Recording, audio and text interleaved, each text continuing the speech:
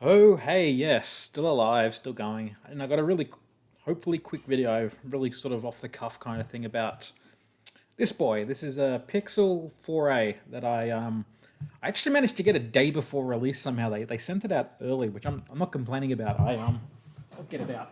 I managed to destroy. There it is. Okay, there goes my control. Oh god, it's all going to shit. Oof. I actually munted that a little bit to fix that. Yeah. Boo. I'll fix that after this. Doesn't matter. So what happened was I ordered this when the pre-orders got announced, like start of August, like mid-August or whatever it was. And the next day I dropped my Pixel XL, which was my phone for the last 3 years. And I cracked the glass and I go, well, fuck, that sucks, but it's still usable, it's fine. Then, about a week before the 4A released, I was playing Fallout Shelter and I got angry at the game because it wasn't fucking accepting my touch input and I pushed on the screen a bit too hard and the screen just went, Shoo! And that was it. That was the end of it. And then I got really mad and took the glass off it. That's what it looks like now. And the screen is not attached anymore, but yeah, unceremonious end for a phone that served me well for like 3 and a bit years. But just for comparison, I bought that outright about 6 months or three to 6 months before the end of the Pixel 1 XL or Pixel 1's life, before the Pixel 2 came out. And that was just over 1,400 Australian dollars. So that's a lot of coin. I thought about exactly what I did. I'd use it for 3 years. I'd be able to get a cheap plan because in Australia, I see like American phone plans and Canadian phone plans. I'm like, what the fuck, guys?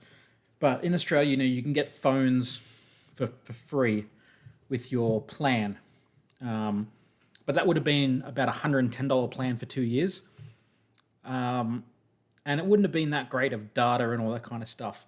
Whereas I could get whatever phone plan I want if I bought my own phone. So I ended up getting like a $40 plan for a while, which was basically unlimited data. It was like 100 gig or something ridiculous.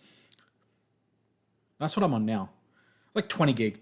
For someone like me who actually did use their phone a lot, I didn't actually use that much data because I usually use like downloading stuff, but I didn't really stream, so it was fine. Unlimited calls, text, all that kind of fun stuff. I like $40 a month, which, with the conversion, it does work out just a tiny, tiny bit cheaper. But the freedom of being able to change is what I was after. And I ended up changing over. My current plan's only $28 a month. I got 100 gig a month, which is way more than enough for me. I barely use like 5 or 10, especially now that we're not allowed to leave the house. So anyway, sort of off topic there. In comparison, this was 600 Australian dollar dues. And for someone who has like a Pixel 3 or a 4, obviously it's probably not going to be much of an upgrade, but for someone who has a Pixel 1, definitely a big upgrade over a lot of things. So I just thought I'd just sort of give a quick recap. Dogs have lost their mind. First thing you can see is my lovely kids, but it's actually quite a lot smaller. But because the screen is, it's mostly screen, there's very little bezel. It's about the same size screen. It's also a really weird aspect ratio. It's 19.5 by 9 or some really weird shit. As I said, off the cuff, I don't have any of the stats up. I don't have anything. This is just sort of anecdotal. I've been using it for a week after using a Pixel 1 for 3 years to sort of give my opinion. The main thing I will say is like the fingerprint unlock. So it's pretty quick. Like you see a lot of videos. Like I watch a lot of tech reviewers, and they push the buttons up there quick, and everything's ready to go. It's not that quick, but it takes like 3/4 of a second rather than half a second. That's nothing. The other thing is like it's last year's spec for the processor and everything, but what has actually been increased Like I looked at the specs and it's like, oh, it has an extra 2 cores that run fast. I'm like, well, I don't do gaming on my phone generally speaking because most phone games just fucking suck, just like you would not believe, or you probably would if you've played them. I don't do multiplayer games, so that rules out most phone games. I hate saying this before I say the only one of the only two games I actually play. I hate waiting, like games where you just wait. That shits me for the most part. Where you can only really play for 2 or 3 minutes a day, and then the rest is just waiting, or you have to pay. That said, the main game I play on my phone is Fallout Shelter, at least it was, and Sudoku. That's pretty much all I do it for. Unfortunately, like my usual torture test for my Pixel XL would have been go on the train, watch YouTube, listen to music, do all that kind of fun stuff to test the Bluetooth performance, the battery, and all that kind of stuff. But I've barely left the house in the last 6 months because we're all on lockdown, and I'm working from home. So it does sort of skew the results a little bit. But just for comparison, like even when I was working from home, the Pixel XL, I'd basically have to charge it up at 1 o'clock, 2 o'clock. It'd be pretty dead. And then it would charge up by about 3. I'd unplug it, go about my day, and have to charge it up again at night in bed while I'm, browsing Imgur while watching TV. So in comparison, I do all that, and I have about 50% battery left when I turn off for the night on this thing. So it's a very, very big improvement. It's a very noticeable improvement. Like at the moment, it says my battery's going to last until 4:30 tomorrow. It's 7 o'clock at night now, and I unplugged it at 8 a.m. this morning, and it's at 77% battery life. So it's really fucking good. There are a whole lot of things you could talk about, like the camera. It's a Pixel camera. It looks really good. I am not a photography nerd. I don't really do that. I take photos, and as long as they sort of somewhat recreate what I took the photo of, I'm quite happy. And as long as it takes it in a sort of a reasonable time frame. The biggest problem I had with the Pixel, the original, was, especially at this point, it would take up to 10 seconds to take a photo. And this one, if I was to go, like it's ready, took about a second, and then click, done. So, nice photo of my fat head there, but great. So that all works nicely. I'm very happy with the speed, and the quality is quite good.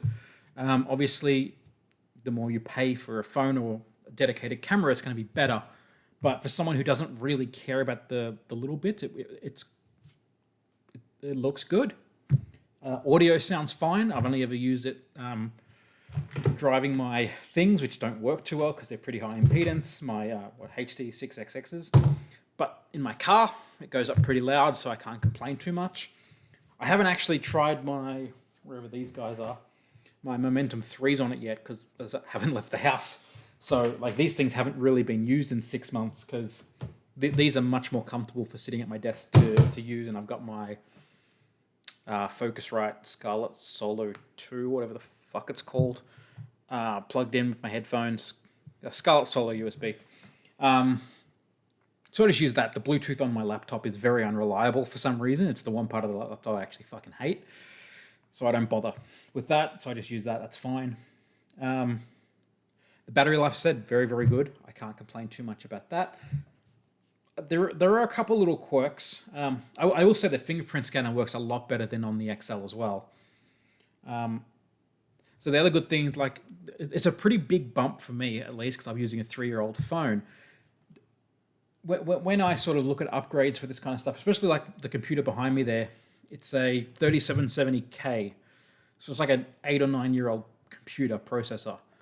And the only thing that shit me about that chipset, it was the chipset before NVMe came out, and I had to do so much crap to get NVMe working on that. And I went through so much hell, and I eventually did, and it's fantastic. But the rest, like, yeah, you've got like 16-core desktop CPUs, or even go up to Threadripper, you've got 64 or whatever. And yeah, you can get 120 gig of RAM or more, or all that kind of stuff, but it's a bit out of spec for someone like me. It's like, I could justify the RAM. I can definitely justify the NVMe drive when I do coding and stuff. It's definitely much quicker to compile. I can justify a graphics card because I game a little bit at least. There's a 2060 Super in there, and there's my 1060s in my eGPU box next to me here. But like upping to an 8 core or a 16 core CPU, is there much point to spend $1,000 or more on memory, motherboard, CPU to upgrade it all? Is, you know, that's where it sort of comes into this. Like the main reason I didn't want to get the 3A was because it was 64 gigs of storage. It has 128, which is, it matches my old one. No expandable storage, so you have to be happy with what you've got. And you might think, oh, I take 1 billion photos, so it's going to fill up quickly. Back it up. I've got a C-File server, which I upgraded from my Nextcloud server. I don't know if I ever mentioned I had one of those. Because Nextcloud has died on me 3 times now on the server. The database just corrupts itself, and I can't be fucked with it anymore. So I've got C-File now. That seems to be working pretty well. Auto uploads my photos, auto uploads my videos. So even when I broke my phone, obviously I couldn't unlock it to turn on USB mode and back up my photos, but it didn't matter because I'd already automatically backed everything up. I'd highly recommend that, using Dropbox or your own server to do that shit. It's really good. But yeah, the CPU is quite powerful as far as I'm concerned. Everything loads up pretty quickly. Like scrolling, it's pretty snappy. Only a 60 hertz screen, but once again, that doesn't really bother me. I've got a 144 hertz monitor in front of me and a 60 hertz monitor. I do prefer the 144, but things I do on my phone are watch videos, which are usually 30 or 60, so it doesn't really matter, or play games where it's like you don't need that kind of fine detail, so it doesn't bother me at all. I will say, because of the upgraded CPU power, I have Dashlane, and I can finally activate auto login, because it never worked properly because my CPU was so slow that it would just grind the entire phone to a halt. It was unusable. And that works now, so that's fantastic. Yeah, fingerprint unlocks really quick. But I'm going to load up Fallout Shelter. And you can see it there. You can see like the border. I have no fucking idea what is going on with that. 3 sides have missing. Why? I don't know if that's a quirk with Android or with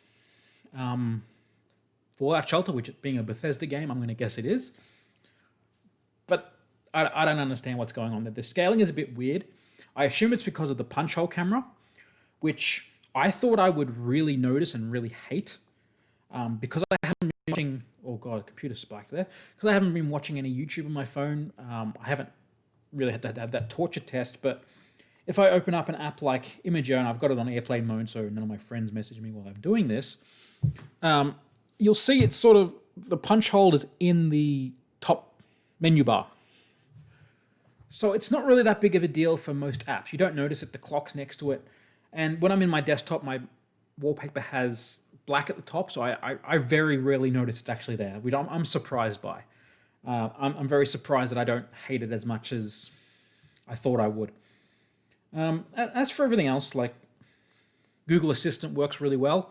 On the XL, it was very unresponsive, and this one's very good. I used Android Auto for the first time today, and that worked pretty well. Because I don't have Android Auto in my car. My car's 20 years old, but I used the app and plugged it on there, and it was a pretty decent experience. I've been using it in a case because I don't want to fuck it up, but the plastic construction, it does feel pretty rigid. I'm not going to jerry rig everything this thing and try to snap it in half, but it feels pretty good. I've got a screen protector on it because I'm scared because I'm an idiot. But like all in all, it is plastic, but it feels very strong and very, very sturdy. And I've still got the case on it, like a nice big, it was an Olexar, I think it's called. Olexar, whatever, case. Feels quite nice. Got a good bumper on it. I haven't dropped it yet, which is great.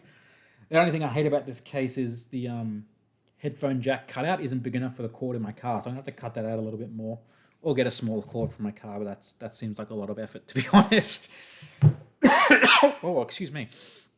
Got the Rona, apparently. I just realised that I probably have... Oh, thank Christ.